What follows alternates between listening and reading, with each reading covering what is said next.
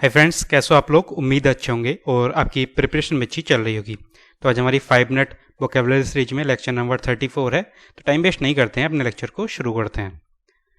First word देखते हैं synonyms antonym के। अलर्ट, अलर्ट होता है सतर्क, यानी कि सिनोनिम देख लेते हैं। वॉचफुल यानी किसी भी चीज़ के लिए वॉचफुल होना, सतर्क होना।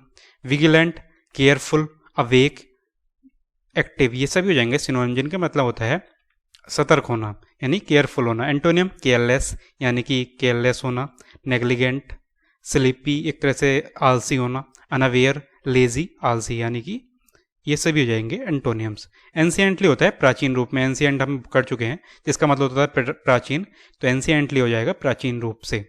सिनोनिम फॉर्मली, हिस्टोरिकली यानी कि ऐतिहासिकली, जो कि ऐतिहासिक है, पुराना है। प्रीवियसली, ट्रेडिशनली, और अर्लियर जो प्राचीन है, पहला है।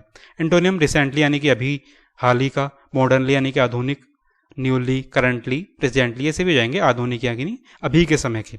एनोय यानी कि परेशान करना। Synonym irritate, disturb, trouble, bother, tease, ये सभी हो जाएंगे सिनोनिम जिनका मतलब होता है इरिटेट यानी कि परेशान करना, सताना, डिस्टर्ब, ट्रोवल, ये सभी हो जाएंगे synonym. Antonym please, comfort, comfort देना किसी को। सूद करना, शांति करना, डिलाइट और काम, ये से भी जाएंगे मतलब एंटोनियम जिनका मतलब होगा शांत करना।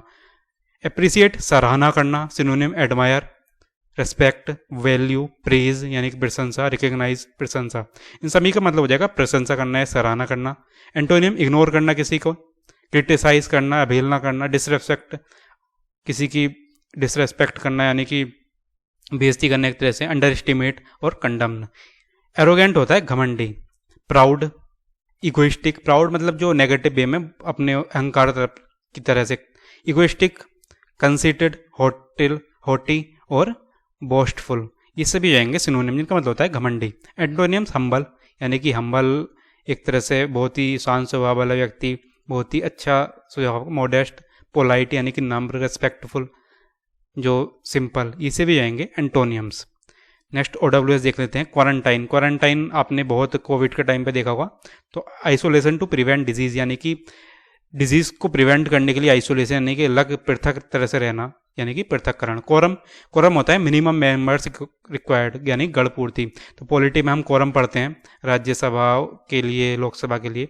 ऐसे radiology, use of X-rays in medicine, X-rays का यूज़ करते हैं मेडिसिन में। तो रेडियोलॉजी जिसमें एक्सरे वगैरह होता है ना, एक्सरे कराते हैं एग्जामिन करने के लिए लंग्स के लिए, तो उसमें रेडियोलॉजी यूज होती है।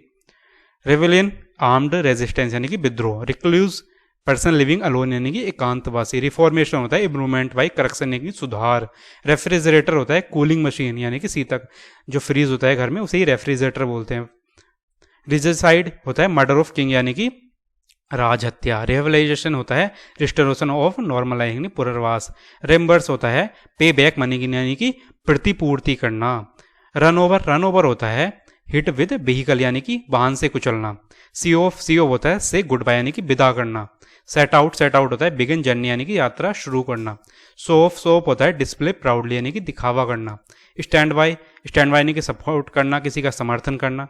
टेक ऑफ, रिमूव या स्टार्ट फ्लाइंग यानी कि उतारना या उड़ान भरना। वो बोलते हैं ना एयरप्लेन या टेक ऑफ कर गया यानी कि उड़ान भर दी। टर्न अप यानी कि अपीयर आना। वर्कआउट मतलब सोल्व यानी कि हल निकालना। एट रैंडम यानी कि विदाउट प्लान, बिना योजना के। बियर इन माइंड होता है रिमेंबर यानी कि ध्यान रखना। बाकी इस वीडियो में इतना ही था। इसका PDF आपको टेलीग्राम पर फ्रीली अवेलेबल करा दिया गया है, वहाँ से आप डाउनलोड कर सकते हैं। इसकी प्लेलिस्ट भी हमने क्रिएट कर दी है, दोनों के ही लिंक आपको डिस्क्रिप्शन में दे दिए हैं, वहाँ से आप ज्वाइन कर सकते हैं।